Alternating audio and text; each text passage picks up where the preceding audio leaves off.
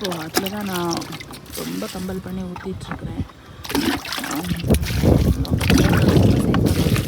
அது கூடவே தக்காளி காய்ச்சல் வந்துட்டு வைப்ரட் ஆகிட்டு இருக்குது. தக்காளி காய்ச்சல்னால் அவங்க பிள்ளைங்களோட எப்போவுமே ஸ்கூல் போயிட்டு வந்ததுக்கப்புறம் வீட்டில் இருக்கிற போனாலும் ஓகே, நைட்டு டியூஷன் ஏதாவது போகிறாங்கன்னா போயிட்டு வந்ததுக்கப்புறம் செக் பண்ணுங்க பிள்ளைங்களோட கை கால்களை. பாதத்துலேயும் காலையும் வரக்கூடியதான் தக்காளி காய்ச்சல். நல்ல டெம்பரேச்சரும் இருக்கும். இதுக்குமே அப்படி தான், ரொம்ப டயர்டாக இருக்கும். ஃப்ளூ வந்துச்சு அப்படின்னா ரொம்ப டயர்டாகிட்டோம். நான் என்ன தப்பு பண்ணேன் அப்படின்னா, நம்ம ஃப்ளூ வேக்சின் வந்து 7 months போட்டிருக்கணும். கவர்மெண்ட்டில் போட மாட்டாங்க, ப்ரைவேட்டில் தான் போடணும். பெரிய பையனுக்கு வந்து ஃப்ளூ வேக்சின் 2 dose போட்டிருந்தேன். அதனால் அவனுக்கு ஒரு 2 months நிமோனியா வரவும் ஃப்ளூ வந்து அவனுக்கு அஃபெக்ட் ஆகலை. பட் பாப்பாவுக்கு என்ன ஆகிடுச்சு அப்படின்னா, இது வந்து ஃப்ளூ வந்து வந்துடுச்சு. இப்போது என்ன சொல்யூஷன் அப்படின்னு கேட்டிங்கன்னா, தண்ணி நிறைய கொடுக்கணும். தண்ணி ரொம்ப கொடுக்க சொன்னாங்க. அது இல்லாத பட்சத்தில் தண்ணி குடிக்கல அப்படிங்கிற பட்சத்தில் வந்து தண்ணி எதுவுமே சாப்பிடல, ஓரலாக எதுவுமே உள்ளே போகலை அப்படிங்கிறப்போ கண்டிப்பாக ட்ரிப்ஸ் போட்டு தான் வாங்கணும் அப்படின்னு சொன்னாங்க. நான் வந்து சங்கலை வச்சு குட்டி குட்டியாக எனக்கு எந்த அளவு முடியுமோ ஊற்றிட்டுருக்குறேன்.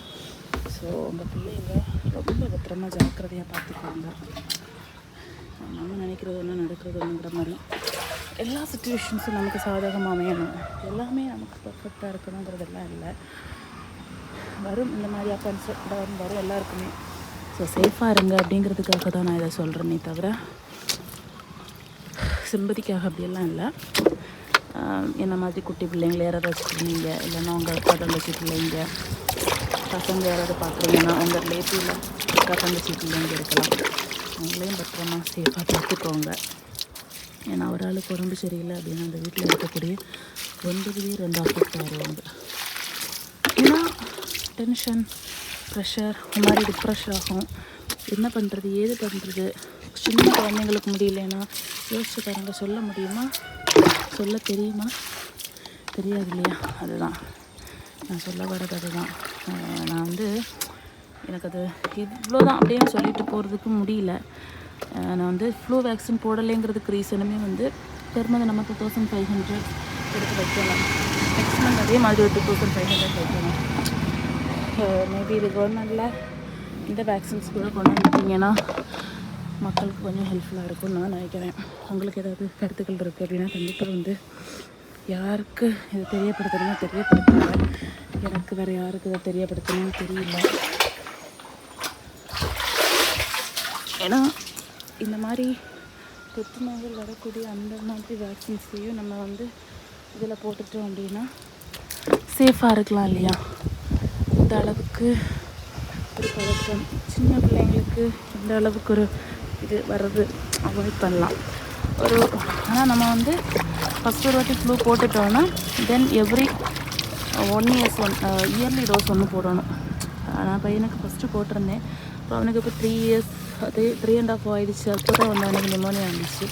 இப்போ flu by grace of God வரல. இருந்தாலுமே டாக்டர் சஜஸ்ட் பண்ணாங்க ஃப்ளூ கண்டிப்பாக போடணும், திருப்பி இயர்லி டோஸ் போடுங்க அப்படின்னு சொல்லி. அப்போ நாங்கள் திருப்பி போட்டோம். அது வந்து கூட நம்ம பே பண்ணிக்கலாம். அதுவுமே வந்து 2 times வரும், 2 months, அதாவது 2 டோஸ் வரும். ஆனால் ஃபஸ்ட்டு இருக்கிறத வந்து மெயினாக வந்து ப்ரைவேட் சரி கவர்மெண்ட்லேருந்து அதை நமக்கு வந்து அலோகேட் பண்ணிட்டாங்கன்னா நல்லாயிருக்கும்னு எனக்கு ஃபீல் ஆகுது. நான் வந்து எல்லாருமே பேபி வச்சுருக்கிறப்போ ஒரு ஈஸியான விஷயம் என்ன தெரியுமா, பேபி வந்து நம்ம வந்து கல்யாணம் ஆன உடனே நம்ம வந்து பேபி நமக்கு வந்துடுது. அது கடவுள் தரக்கூடிய ஒரு பிளெஸ்ஸிங்ஸ் தான் இல்லையா. அப்போது அந்த டைம் நம்ம எவ்வளோ ப்ரிப்பேர்டாக இருப்போம், அந்த டைம் நம்ம வந்து எவ்வளோ வந்து ரெடியாக இருப்போம் ஒரு சுச்சுவேஷனை ஃபேஸ் பண்ணுறதுக்கு. சுத்தமாக இருந்தால் ரெடியாகவே இருக்க மாட்டோம். ஏன்னா நமக்கு அது வந்து நமக்கு புதுசு. நம்ம வந்து ஆக்சுவலி அனுபவங்கள் இல்லை இல்லையா. இந்த உலகத்தில் நம்ம எவ்வளோ தான் படிச்சிருந்தாலும் அனுபவங்கள் நமக்கு சொல்லித்தர பாடத்தை மாதிரி இன்னொரு பாடம் கண்டிப்பாக இருக்காது. எத்தனை பேர் இது ஒத்துக்கிறீங்க அப்படின்னா கண்டிப்பாக கமெண்ட் செக்ஷனில் சொல்லுங்கள். ஏன் அப்படின்னா ஒருத்தங்க நம்மளை அவாய்ட் பண்ணுற அனுபவமாக இருக்கலாம். இது கூடக்கும் அனுபவம் வந்தால் மட்டும்தான் நம்ம என்ன பண்ணுவோம், அந்த ஃபீல் நமக்கு புரியும். இப்போ ஒருத்தவங்க வந்து நம்மக்கிட்ட பேசிகிட்டு இருந்தவங்க இன்னொருத்தவங்ககிட்ட போய் பேசுகிறாங்க, பட் நம்மக்கிட்ட பேசலை. அப்போ நம்ம அவங்கள்ட்ட போய் ஃபீல் பண்ணி சொல்கிறோன்னா கூடக்கும் இல்லை உனக்கு தப்பாக ஃபீல் ஆச்சு அப்படின்னு தான் சொல்லுவாங்களே தவிர, ஆக்சுவலி அவங்க பேசலையா அப்படிங்கிறத அவங்க என்ன பண்ண மாட்டாங்க, கண்டிப்பாக கூட மாட்டாங்க. இதுவே அவங்களுக்கு அந்த அனுபவம் வரப்போ அவங்க ஒரு ஃபீலிங்ஸ் வந்து சொல்லுவாங்க பார்த்தீங்களா, அப்போது அவங்களுக்கு வந்துச்சுன்னா வலிக்குங்களே. அதனால தான் நமக்கும் வலிச்சிருக்கோம். அது யாரும் யோசிக்கிறதில்ல. இந்த மாதிரி எல்லாத்தையுமே நம்ம வந்து அனுபவமாக்கி தான் நம்ம வந்து என்ன பண்ண முடியும், வாழ முடியும்.